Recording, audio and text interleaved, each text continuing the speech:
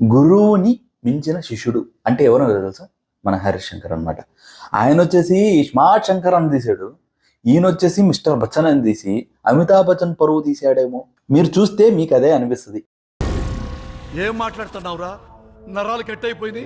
Mister Bachchan మీద పోల్చితే ఇస్మార్ట్ శంకర్ చాలా అంటే చాలా మేలు. అంటే అదే వరస్ట్గా ఉందని నేను చెప్పుకున్నా, కానీ ఇది ఇంకా వరస్ట్గా ఉంది. దారుణం, అసలు భయంకరం, అసలు వరస్ట్. చిచ్చి